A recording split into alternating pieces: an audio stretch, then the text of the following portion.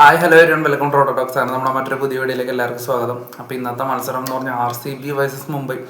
As A CSK fan ഞാൻ ഏറ്റവും കൂടുതൽ റിലാക്സ് ആയിട്ട് കാണുന്നൊരു മത്സരമാട്ടോ ഈ RCB വേഴ്സസ് മുംബൈ എന്ന് പറയുന്ന മത്സരം. കാരണം നമുക്കൊട്ടും ടെൻഷനില്ല, നമുക്കൊട്ടും ആര് ജയിക്കൂ എന്നുള്ളൊരു പ്രശ്നമില്ല. കാരണം രണ്ട് ടീം തോറ്റാലും നമുക്ക് ഒരു ചെറിയ സന്തോഷം തരുന്ന സംഭവം തന്നെയാണ്. സിംപിളി അത് എല്ലാവർക്കും അങ്ങനെ തന്നെയായിരിക്കും. അപ്പോൾ ഇന്നത്തെ മത്സരത്തിൽ ഇപ്പോൾ മുംബൈ തോക്കുകയാണെങ്കിൽ Mumbai officially already Mumbai eliminated ആണ്. പിന്നെ ഈ മറ്റേ ഈ കണക്കുകൾ പ്രകാരം അവർ ജയിച്ച് വരുന്നവർ അങ്ങനത്തെ ഒരു 14 പോയിന്റ് സ്കീമിൽ കയറാം. അത് ഒട്ടും പോസിബിൾ അല്ല, അത് ലോജിക്കലി പോസിബിൾ അല്ല. മാത്തമാറ്റിക്കലി ഉണ്ടായിരുന്ന ആ ഒരു സാധ്യത ഉണ്ട്, ആ ഒരു 0.11% സാധ്യത ഉണ്ട്. ആ ഒരു സാധ്യതയാണ് ഇന്ന് തല്ലിക്കെടുത്തിരിക്കുന്ന ഒരു ലാസ്റ്റ് ഓവർ ത്രില്ലറിനൊടുവിൽ RCB മുംബൈനെ തോൽപ്പിച്ചിരിക്കുകയാണ്. റായ്പൂരിലായിരുന്നു മത്സരം. വളരെ ലോ സ്കോറിങ് ഗെയിമായിരുന്നു, ഒരു ലോ സ്കോറിങ് ത്രില്ലറായിരുന്നു എന്ന് വേണമെങ്കിൽ പറയാം.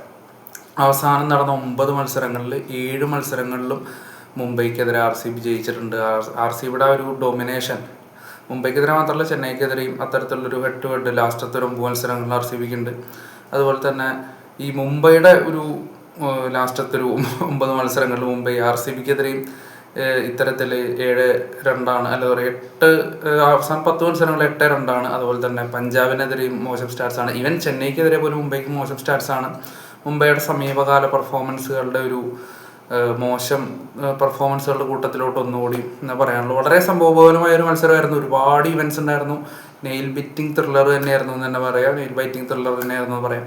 അപ്പോൾ മത്സരത്തിലോട്ട് നമുക്ക് വരാം. അപ്പോൾ ഈ സീസണിൽ ഫസ്റ്റ് ഓഫ് ഓൾ ഈ സീസണിൽ ഞാൻ പേഴ്സണലി നടത്തിയ 2 പ്രഡിക്ഷൻസും പാളി. അതായത് ഇപ്പോൾ ഡൽഹി പ്ലേ ഓഫ് കളിക്കുന്നു, അതുപോലെ തന്നെ മുംബൈ പ്ലേ ഓഫ് കളിക്കുന്നു ഞാൻ പറഞ്ഞിട്ടുണ്ടായിരുന്നു. എന്തായാലും രണ്ടും സംഭവിച്ചില്ല. അപ്പോൾ 2 ടീമിൻ്റെയും കാര്യങ്ങൾ ഏകദേശം തീരുമാനമായിട്ടുണ്ട്. അപ്പോൾ ഈ മത്സരത്തിൽ വിജയിക്കേണ്ടത് മുംബൈക്ക് അത്ര അത്യാവശ്യമായിട്ടുള്ള സംഭവം ഒന്നുമല്ല. കാരണം വിജയിച്ചാലും സാധ്യത കുറവായിരുന്നു. പക്ഷേ RCB സംബന്ധിച്ച് വിജയിച്ചില്ലെങ്കിൽ അവരെ പോയിന്റ് ടേബിളിൽ അവരെ സ്ഥാനം പ്രശ്നമായി പോകും. അതുകൊണ്ട് ഇന്ന് RCB വിജയിച്ചു. അവരിത് 14 പോയിൻ്റായിട്ട് അവർ പോയിന്റ് ടേബിളിൽ ടോപ്പിലെത്തിയിട്ടുണ്ട്. അപ്പോൾ എന്തായാലും ഇന്നത്തെ മത്സരത്തിൽ ഫസ്റ്റ് ടോസ് കിട്ടുന്നത് RCBക്കാണ്. RCB choose to bowl first. RCB bowl ചെയ്യാനായിട്ട് തീരുമാനിക്കുന്നു. അങ്ങനെ മുംബൈക്ക് വേണ്ടിയിട്ട് കഴിഞ്ഞ മത്സരത്തിൽ മികച്ച പെർഫോമൻസ് നടത്തിയിട്ടുള്ള രോഹിത് ശർമ്മയും റിക്കൾട്ടനും വരികയാണ്. പക്ഷേ പിച്ച് അൺഈവനാണ്. പിച്ച് കുറച്ച് വിഷയമായിരുന്നു. കമൻറ്റേറ്റേഴ്സ് എടുത്ത് പറയുന്നുണ്ടായിരുന്നു അൺഈവൻ ബൗൺസാണ്, അധികം റൺസ് വരില്ല എന്നുള്ളത്. രോഹിത് ശർമ്മ നല്ല രീതിക്ക് തന്നെയാണ് തുടങ്ങിയത്. കുറച്ച് അഡ്ജും കാര്യങ്ങളൊക്കെ വന്നെങ്കിൽ പോലും ബൗണ്ടറീസ് വരുന്നുണ്ടായിരുന്നു. പക്ഷേ ഭുവനേശ്വർ കുമാർ പീക്ക് പ്ലെയർ എന്ന് പറഞ്ഞാൽ പീക്ക് പ്ലെയർ ഈ ഏജിൽ സത്യം ഇപ്പോൾ ഈ IPL സീസണിൽ ഇപ്പോൾ ഹോൾഡറിൻ്റെ കേസ് പറഞ്ഞ പോലെ ഭുവനേശ്വർ കുമാർ ഏറ്റവും പീക്ക് പെർഫോമൻസ് വെച്ചുകൊണ്ടിരിക്കുക ഈ ഏജ് കൂടുന്തോറും.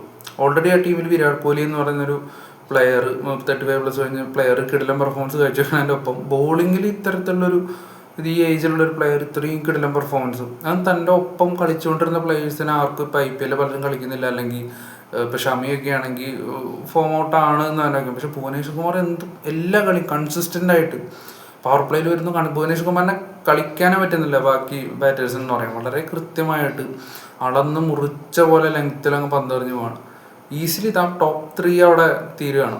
മുംബൈയുടെ ടോപ്പ് 3 കൺസിക്യൂട്ടീവ് ആയിട്ടുള്ള ബോളിൽ അതുപോലത്തെ രോഹിത് ശർമ്മയും റിക്കൾട്ടനും അതുപോലെ തന്നെ ആദ്യം തന്നെ ഇൻഫോം ബാറ്റർ ആയിട്ടുള്ള റിക്കൾട്ടനെ രജത് പട്ടിദാറിൻ്റെ കയ്യിലേക്ക് എത്തിച്ചിട്ടാണ് ആദ്യം തന്നെ ഭുവനേശ്വർ കുമാർ വിക്കറ്റ് വേടയ്ക്ക് തുടക്കം ഇടുന്നു.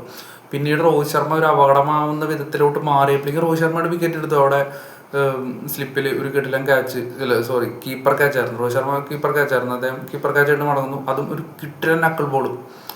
അതൊരു ഒരു കിടിലൻ ഡെലിവറി ആയിരുന്നു തന്നെ പറയാം. നല്ലൊരു ഡെലിവറി ആയിരുന്നു, ഒരു ബെസ്റ്റ് ഡെലിവറി ആയിരുന്നു. അതിൽ രോഹിത് ശർമ്മയുടെ വിക്കറ്റ് വന്നു.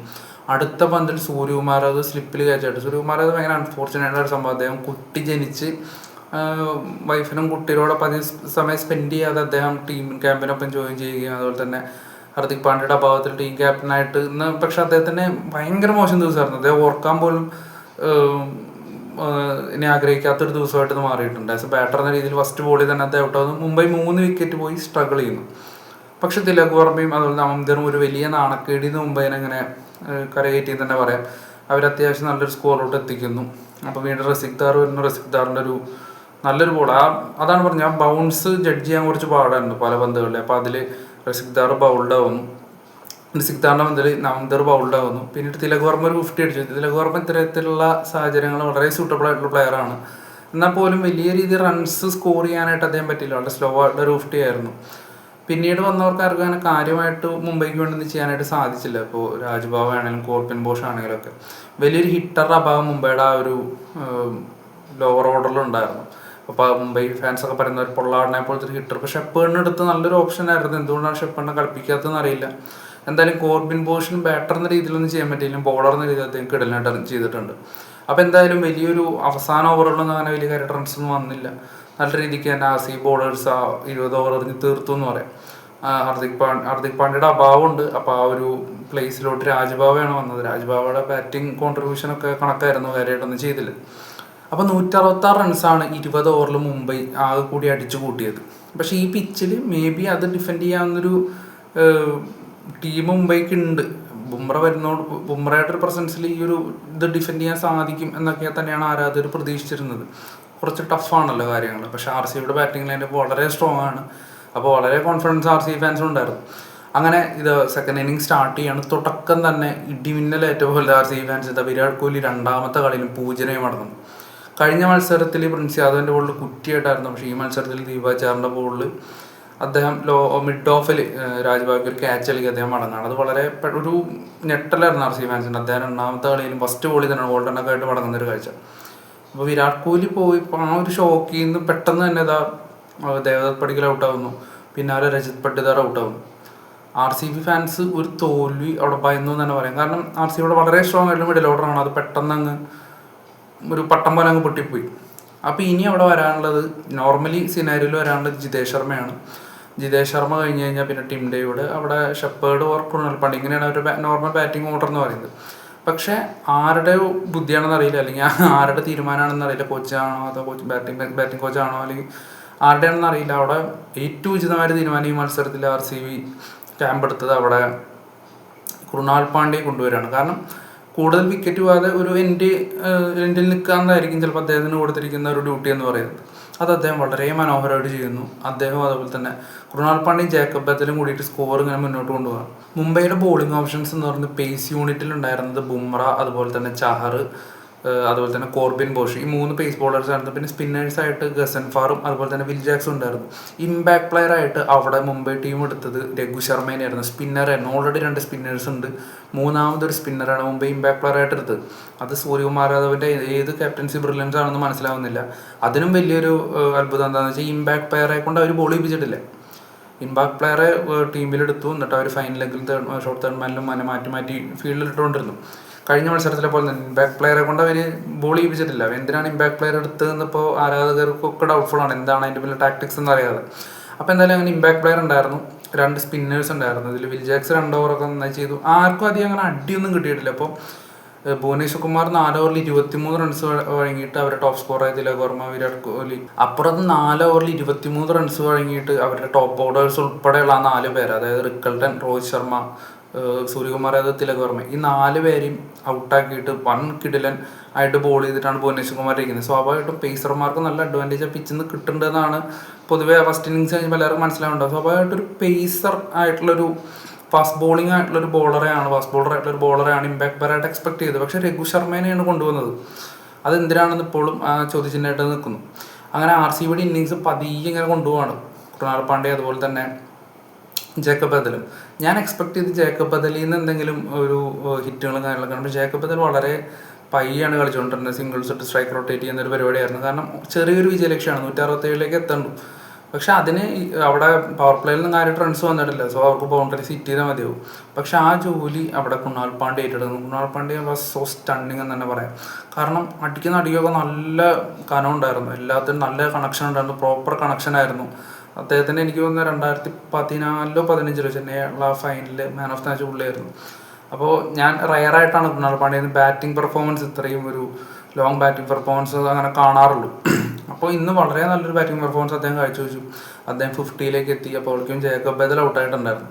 ജേക്കബ് ബദൽ ഔട്ടായിട്ട് അവിടെ നമ്മുടെ വിക്കറ്റ് കീപ്പർ ബാറ്റ്സ്മാനായുള്ള ജിതേഷ് ശർമ്മ വരുന്നു. ജിതേഷ് ശർമ്മ വീണ്ടും ആഗ്രഹിച്ചുള്ളൊരു സിറ്റുവേഷൻ.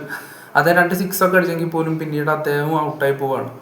ആ ഒരു സിറ്റുവേഷനിൽ ടിം ഡേവിഡ് വരുന്നു. ടിം ഡേവിഡ് മടങ്ങുന്നു. കോർബിൻ ബോഷ് അവിടെ 2 ഓവറിൽ 3 വിക്കറ്റ് 12 റൺസൊക്കെ കൊടുത്ത് അങ്ങനെ ഭീകര ഫോമിൽ ഇങ്ങനെ നിൽക്കുകയാണ്. മുംബൈ ഇന്ത്യൻസ് കളി ജയിക്കും എന്നൊരു സിറ്റുവേഷനിലോട്ട് കാര്യങ്ങളെത്തി. കാരണം കൃണാൽ പാണ്ഡ്യ അവിടെ ദീപക് ചാറിൻ്റെ ഒരു ഓവറിൽ അദ്ദേഹത്തിന് നെഞ്ചിൽ പന്ത് കിട്ടി അദ്ദേഹത്തിൻ്റെ കാല് തിരിഞ്ഞ് അദ്ദേഹത്തിന് ഓടാൻ പറ്റാത്തൊരവസ്ഥയും. പണ്ടത്തെ പോലെയല്ല, ഇപ്പോൾ റണ്ണർ പരിപാടിയൊന്നുമില്ല. അതുകൊണ്ട് തന്നെ കൃണാൽ പാണ്ഡ്യക്ക് സിംഗിൾസ് എടുക്കാൻ പറ്റില്ല. അങ്ങനെ ഇന്നിങ്സിൻ്റെ അവസാനത്തെ 3 ഓവറിലോട്ട് കളി എത്തി. അവസാനത്തെ 3 ഓവറിൽ കൃത്യം 30 റൺസ് വേണം.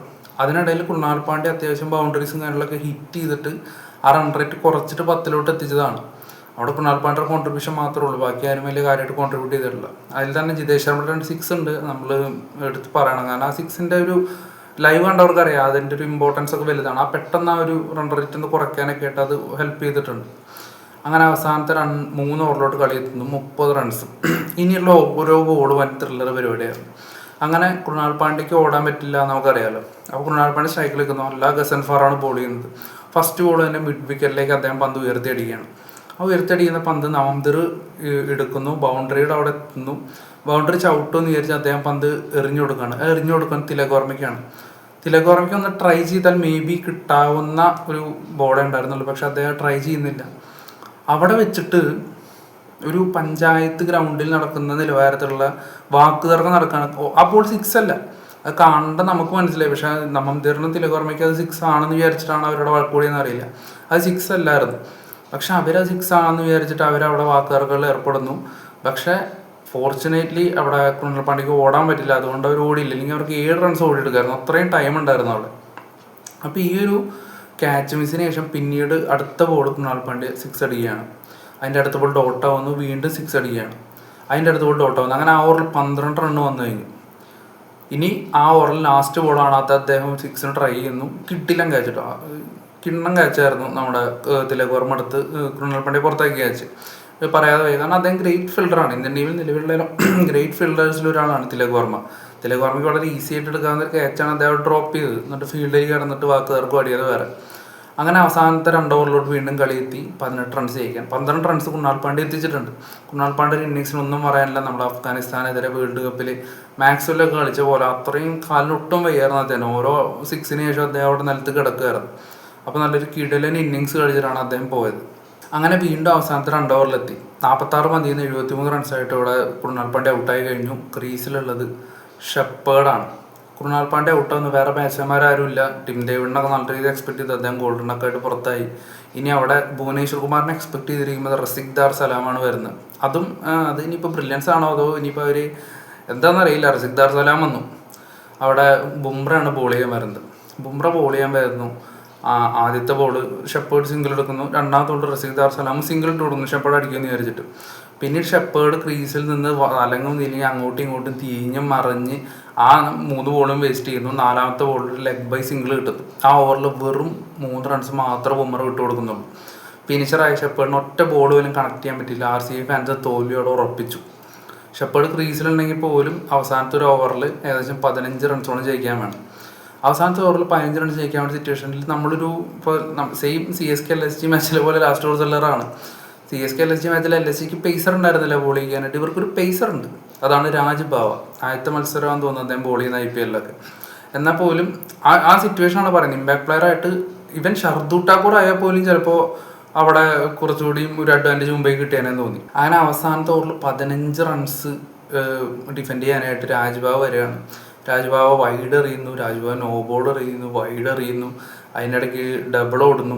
അങ്ങനെ ആ ഓവറിൽ ആദ്യത്തെ 3 പന്തുകൾ അങ്ങനെ തീരുകയാണ്. അങ്ങനെ അവസാനത്തെ ഓവറിലേക്ക് കളി വന്നു. രാജ്ബാവ ഷെപ്പേർഡിനായിട്ട് എറിയാണ്. ഷെപ്പേർഡിനായിട്ട് വൈഡ് യോർക്കറാണ് അദ്ദേഹം ടാർഗറ്റ് ചെയ്തിട്ടുണ്ടായിരുന്നത്. അവിടെ വൈഡ് വരുന്നു, കറക്റ്റ് ഒരു വൈഡ് റണ്ണ് വരുന്നു. രണ്ടാമത്തെ ബോൾ കിടിലൻ ബോളായിരുന്നു അവിടെ, പക്ഷേ നോ ബോളായിപ്പോയി. അൺഫോർച്ചുനേറ്റ്ലി നോ ബോളായിപ്പോയി. അവിടെ സിംഗിൾ കൊടുക്കുകയാണ്. പിന്നെ റസിഖ്ദാർ സലാം സ്ട്രൈക്കിൽ വരുന്നു, അവിടെയും ഒരു വൈഡ് എറിയുന്നു, ആ വൈഡും ഒരു സിംഗിൾ കൊടുക്കുന്നു. അപ്പോൾ എക്സ്ട്രാസ് അവിടെ ഓൾറെഡി 4 എക്സ്ട്രാസ് ഓൾറെഡി വന്നു കഴിഞ്ഞു. പിന്നീട് ഷെപ്പേർഡ് സ്ട്രൈക്കിൽ വരുന്നു, ഒരു ബോൾ ഡോട്ടാവുന്നു, അടുത്ത ബോൾ അദ്ദേഹം അടിക്കുന്നു, കറക്റ്റ് ക്യാച്ച് എടുക്കുന്നു. കളി RCB തോറ്റു എന്ന് ഉറപ്പിച്ചു. അവിടെ പോയിന്റിൽ ക്യാച്ച് വിടുന്നു. 3 ബോളിൽ നിന്ന് ഏകദേശം 9 റൺസ് അവിടെ വേണം. ഈ 3 ബോളിൽ നിന്ന് 9 റൺസ് എന്ന് പറഞ്ഞാൽ ബാക്കി 6 റൺസിൽ എക്സ്ട്രാസ് ആണ് കൂടുതൽ. 3 ബോളിൽ നിന്ന് 10 റൺസ് ആയിരുന്നു. അത് ഭുവനേശ്വർ കുമാർ വന്നു, അദ്ദേഹം ഒരു വൈഡ് വീണ്ടും എറിഞ്ഞു. അങ്ങനെ വീണ്ടും 3 ബോളിൽ നിന്ന് 9 റൺസ് ആവുന്നു. അപ്പോൾ അവിടെ അത്രത്തോളം എക്സ്ട്രാസ് വന്നു. 3 വൈഡ് ഒരു നോ ബോളൊക്കെ വന്നു കഴിഞ്ഞു. ഒരുപക്ഷെ അതില്ലായിരുന്നു ഈ കളി റിസൾട്ട് മറ്റന്നായാണ്. അങ്ങനെ 3 ബോളിൽ നിന്ന് 9 റൺസ് സ്ട്രൈക്കിൽ ഭുവനേശ്വർ കുമാർ കളി ജയിച്ചു എന്ന് മുംബൈ ഫാൻസ് ഏകദേശം ഉറപ്പിച്ചു. കാരണം ഇനിയിപ്പോൾ അത്ഭുതങ്ങൾക്ക് അങ്ങനെ സാധ്യത ഇല്ല എന്ന് വിചാരിച്ചിരിക്കുമ്പോൾ വൈഡ് യോർക്കറിന് എറിയുന്ന പന്ത് ഭുവനേശ്വർ കുമാർ 6 അടിക്കുന്നു. RCB ക്യാമ്പ് മറ്റേ എന്താണ് അങ്ങനെ അമ്മാതിരി അങ്ങ് പൊട്ടിത്തെറിച്ചു തന്നെ പറയാം. കാരണം അവർ അത്രയും ഇങ്ങനെ ടെൻഷനായിട്ട് എന്ന ടൈമിൽ ഭുവനേശ്വർ കുമാർ സിക്സ് അടിക്കുന്നു. ബോളിങ്ങിലും ഭുവനേശ്വർ കുമാർ വേണം, ബാറ്റിങ്ങിലും ഭുവനേശ്വർ കുമാർ വേണം എന്നുള്ള അവസ്ഥ. അദ്ദേഹം സിക്സ് അടിക്കുന്നു, 2 ബോളിൽ നിന്ന് 2 റൺസ്. സെക്കൻഡ് ലാസ്റ്റ് ബോളിൽ അദ്ദേഹം സ്ട്രൈറ്റ് അടിക്കുന്ന ഒരു സിംഗിൾ ഇടുന്നു. അവസാനത്തെ ബോളിൽ വേണ്ടത് 3 ബോളിൽ നിന്ന് 9 റൺസ് ആയിരുന്നു, പിന്നീട് അത് 2 ബോളിൽ നിന്ന് 3 റൺസായിട്ട് മാറി. അങ്ങനെ ആ 3 റൺസ് 2 ബോളിൽ നിന്ന് എടുക്കണം. അവിടെ ഭുവനേശ്വർ കുമാർ ഒരു സിംഗിൾ ഇടുന്നു, അവസാനത്തെ ബോളിൽ 2 റൺസ് വേണം. ആ 2 റൺസിനായിട്ട് സിദ്ധാർത്ഥ് സലം സ്ട്രൈറ്റ് ആയിട്ട് അടിക്കുന്നു, അവർ ഈസിലി ഡബിൾ ഓടി എത്തുകയാണ്. അപ്പോൾ ആ ഒരു സിറ്റുവേഷനിൽ RCB മത്സരത്തിൽ വിജയിച്ചു. അതുപോലെ തന്നെ മുംബൈ ഇന്ത്യൻസ് അവരെ ജയിക്കുമെന്ന് ഉറപ്പിച്ചൊരു കളി എന്തൊക്കെയോ കാരണങ്ങൾ കൊണ്ടല്ല, സിംപ്ലി പറയുകയാണെങ്കിൽ ക്യാപ്റ്റൻസിയുടെ മിസ്റ്റേക്ക് തന്നെയെന്ന് പറയേണ്ടി വരും. ഹാർദിക് പാണ്ഡ്യ ഇല്ലായിരുന്നു, അതുകൊണ്ട് എല്ലാതും അദ്ദേഹത്തിൻ്റെ തലയിലോട്ട് വെക്കാനായിട്ടൊന്നും അദ്ദേഹം ഇല്ല. Indian T20 world cup winning captain Suryakumar യാദവിൻ്റെ കയ്യിലായിരുന്നു ഇന്ന് മുംബൈയുടെ ക്യാപ്റ്റൻസി. അദ്ദേഹത്തിന് അറിയാം ബോളേഴ്സിനെ എങ്ങനെ യൂസ് ചെയ്യണം, ഫീൽഡേഴ്സിനെ എങ്ങനെ ഇടണം, അല്ലെങ്കിൽ ഇമ്പാക്ട് പ്ലെയർ റൂൾ എങ്ങനെ യൂസ് ചെയ്യണം എന്നൊക്കെ വളരെ വ്യക്തമായിട്ട് അറിയാവുന്ന ഒരു പ്ലെയറാണ്, വളരെ എക്സ്പീരിയൻസ് ആയിട്ടുള്ള പ്ലെയറാണ്. പക്ഷേ എന്തോ ഇന്നത്തെ മത്സരം ജയിക്കാനായിട്ടൊട്ട് ആഗ്രഹമില്ലാത്ത പോലത്തെ ഒരു അപ്രോച്ചായിരുന്നു. ബാറ്റിങ്ങിൽ അദ്ദേഹം ഈ സീസൺ ഫുൾ ഫ്ലോപ്പാണ്, നമ്മൾ എക്സ്പെക്ട് ചെയ്യുന്നതിൽ അർത്ഥമില്ല. പക്ഷെ ക്യാപ്റ്റൻസിയിൽ എടുക്കുന്ന തീരുമാനത്തിൽ അവിടെ ജയവർദ്ധന വളരെ ഫ്രസ്ട്രേറ്റഡ് ആണ്. ജയവർദ്ധന പറയുന്നുണ്ടായിരുന്നു ഒരിക്കലും അങ്ങനെ ആ ഒരു ലൈനിൽ എറിയരുത് എന്നുള്ളത് വളരെ കൃത്യമായിട്ട് അദ്ദേഹം നിർദ്ദേശം കൊടുക്കുന്നുണ്ടായിരുന്നു. സ്റ്റിൽ ആ ഒരു ലൈനിൽ എറിഞ്ഞിട്ടാണ് ഭുവനേശ്വർ കുമാർ സിക്സ് അടിക്കുന്നത്. അപ്പോൾ എന്തായാലും മത്സരത്തിന് മുംബൈ തോറ്റു, മുംബൈ എലിമിനേറ്റഡ്. മുംബൈ ഒഫീഷ്യലി ഇനിയിപ്പോൾ മാത്തമാറ്റിക്കലി സ്റ്റാറ്റിക്കലി ലോജിക്കലി ഒന്നുമില്ല, ഒരു ലീവുമില്ല, മുംബൈ പുറത്തായി കഴിഞ്ഞു. അപ്പോൾ മത്സരം വളരെ ത്രില്ലിംഗ് ആയിരുന്നു, വളരെ എൻജോയ് ചെയ്തിട്ട് തന്നെയാണ് കണ്ടത്. എല്ലാ ബോളും ഭയങ്കര ഒരു ത്രില്ലറായിട്ട് സംഭവമായിരുന്നു. ഓരോ ബോളിലും ഓരോ ഇവൻറ്റ്സ് ഇങ്ങനെ നടന്നുകൊണ്ടിരിക്കുകയായിരുന്നല്ലോ. അപ്പോൾ എന്തായാലും നല്ലൊരു മത്സരം. RCB പോകേണ്ടപ്പോൾ അവസാനത്തെത്തി. ഇനി ഒരു ജയം കൂടി മതിയായിരിക്കും RCBക്ക് പ്ലേ ഓഫ് ഉറപ്പിക്കുക. എന്നാൽ പോലും 2 ജയമാണ് വേണ്ടത്. നമ്മുടെ അവിടെയും അങ്ങനെ മാത്തമാറ്റിക്കലി എത്താനായിട്ട് 2 ജയം വേണം. എന്തായാലും വളരെ ത്രില്ലിംഗ് ആയിട്ടൊരു മത്സരം. സൺഡേ അടിപൊളിയായിരുന്നു, 2 മത്സരം അടിപൊളി മത്സരമായിരുന്നു എന്തായാലും. അപ്പോൾ നമുക്ക് നമ്മുടെ വീഡിയോസ് കാണുന്ന ആൾക്കാരുണ്ടെങ്കിൽ നമ്മുടെ വീഡിയോസ് പിന്നെ മാക്സിമം സപ്പോർട്ട് ചെയ്യുക, എന്നാലും നമുക്ക് അടുത്ത വീഡിയോസ് ഇടാൻ പറ്റുള്ളൂ. നിങ്ങൾക്ക് ലൈക്ക് ചെയ്യുക, നിങ്ങളുടെ അഭിപ്രായങ്ങൾ തീർച്ചയായിട്ടും കമൻറ്റ് ചെയ്യുക, നിങ്ങളുടെ ടീമിൻ്റെ പെർഫോമൻസിനെ പറ്റി നിങ്ങൾ കമൻറ്റ് ചെയ്യുക. അപ്പോൾ എന്തായാലും നമ്മൾ അടുത്ത വീഡിയോ ആയിട്ട് വീണ്ടും വരുന്നതായിരിക്കും. എന്തായാലും താങ്ക് യു.